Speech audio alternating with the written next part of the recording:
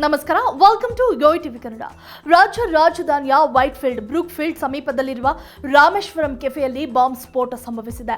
ಈ ಸ್ಫೋಟದಿಂದ ಅನೇಕರಿಗೆ ಗಾಯಗಳಾಗಿದ್ದು ಚಿಕಿತ್ಸೆ ಕೂಡ ನೀಡಲಾಗುತ್ತಿದೆ, ತನಿಖೆ ಕೂಡ ನಡೆಸಲಾಗುತ್ತಿದೆ. ಇದರ ನಡುವೆ ಒಂದು ವಾರಗಳ ಹಿಂದೆ ಕೋಡಿಮಠದ ಡಾಕ್ಟರ್ ಶಿವಾನಂದ ಶಿವಯೋಗಿ ರಾಜೇಂದ್ರ ಸ್ವಾಮೀಜಿ ನುಡಿದಿದ್ದ ಭವಿಷ್ಯ ನಿಜವಾದಂತಿದೆ. ಹೌದು, ಇತ್ತೀಚೆಗೆ ಅವರು ಕೋಲಾರ ಜಿಲ್ಲೆಯಲ್ಲಿ ಕಳೆದ 20 ದಿನಗಳ ಹಿಂದೆ ಒಂದು ಭವಿಷ್ಯವನ್ನ ನುಡಿದಿದ್ದರು.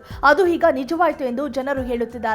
ಅವರು ಈ ಯುಗಾದಿ ಕಳೆದ ನಂತರ ರಾಜ್ಯದಲ್ಲಿ ಒಳ್ಳೆ ಬೆಳೆ ಮತ್ತು ಮಳೆಯಾಗುವ ಲಕ್ಷಣಗಳಿವೆ ಎಂದು ಕೋಡಿಮಠದ ಡಾಕ್ಟರ್ ಶಿವಾನಂದ ಶಿವಯೋಗಿ ರಾಜೇಂದ್ರ ಸ್ವಾಮೀಜಿ ಭವಿಷ್ಯವನ್ನ ನುಡಿದಿದ್ದರು.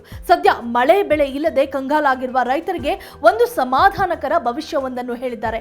ಅಲ್ಲದೆ ಮತಾಂಧತೆ ಹೆಚ್ಚಾಗುತ್ತದೆ, ಬಾಂಬ್ ಸ್ಫೋಟ, ಭೂಕಂಪ ಆಗುತ್ತದೆ, ಧಾರ್ಮಿಕ ಮುಖಂಡನ ಸಾವು ಸಹ ಆಗಲಿದೆ ಎಂದು ಆಘಾತಕಾರಿ ಭವಿಷ್ಯವನ್ನ ನುಡಿದಿದ್ದರು. ಕೋಲಾರದ ಜಿಲ್ಲೆ ಮಾಲೂರು ಪಟ್ಟಣದ ಕಾರ್ಯಕ್ರಮವೊಂದರಲ್ಲಿ ಮಾತನಾಡಿದ ಕೋಡಿಮಠದ ಡಾಕ್ಟರ್ ಶಿವಾನಂದ ಶಿವಯೋಗಿ ಸ್ವಾಮೀಜಿ, ಯುಗಾದಿ ಕಳೆದ ನಂತರ ರಾಜ್ಯದಲ್ಲಿ ಒಳ್ಳೆ ಬೆಳೆ ಮತ್ತು ಮಳೆಯಾಗುವ ಲಕ್ಷಣಗಳಿವೆ ಎಂದು ಭವಿಷ್ಯವನ್ನ ನುಡಿದಿದ್ದರು. ಇನ್ನು ಇದೇ ವೇಳೆ ರಾಜ್ಯ ರಾಜಕೀಯ ಬಗ್ಗೆ ಯುಗಾದಿ ಕಳೆದ ನಂತರ ಹೇಳುವೆ, ಇನ್ನು ಸಾಕಷ್ಟು ಸಮಯವಿದೆ ಎಂದು ಕೂಡ ಹೇಳಿದರು. ಸದ್ಯ ಅವರು ಹೇಳಿದ ಭವಿಷ್ಯ ಬಾಂಬ್ ಸ್ಫೋಟ ಕುರಿತು. ಹೌದು, ಬೆಚ್ಚಿ ಬೀಳಿಸಿದ ರಾಮೇಶ್ವರಂ ಕೆಫೆಯ ಬಾಂಬ್ ಬ್ಲಾಸ್ಟ್ ಇದೀಗ ದೇಶಾದ್ಯಂತ ಸುದ್ದಿ ಆಗುತ್ತಿದೆ. ಮಧ್ಯಾಹ್ನ ಸರಿಯಾಗಿ 12:55 ಹೊತ್ತಿಗೆ ರಾಜ್ಯ ರಾಜಧಾನಿಯ ವೈಟ್ಫೀಲ್ಡ್ನ ಬ್ರೂಕ್ಫೀಲ್ಡ್ ಸಮೀಪದಲ್ಲಿರುವ ರಾಮೇಶ್ವರಂ ಕೆಫೆಯಲ್ಲಿ ಬಾಂಬ್ ಸ್ಫೋಟ ಸಂಭವಿಸಿದೆ. ಈ ಸ್ಫೋಟದಿಂದ ಅನೇಕರಿಗೆ ಗಾಯಗಳಾಗಿದ್ದು ಚಿಕಿತ್ಸೆ ನೀಡಲಾಗುತ್ತಿದೆ. ಘಟನೆಯ ಬಗ್ಗೆ ಈಗಾಗಲೇ ಸರ್ಕಾರ ತನಿಖೆ ಕೂಡ ನಡೆಸಲು ಆದೇಶವನ್ನು ನೀಡಿದೆಯಂತೆ. ಇದರ ನಡುವೆ ಒಂದು ವಾರದ ಹಿಂದೆ ಕೋಡಿಮಠದ ಡಾಕ್ಟರ್ ಶಿವಾನಂದ ಶಿವಯೋಗಿ ರಾಜೇಂದ್ರ ಸ್ವಾಮೀಜಿ ನುಡಿದ ಭವಿಷ್ಯ ನಿಜವಾದಂತೆ ಕಾಣುತ್ತಿದೆ.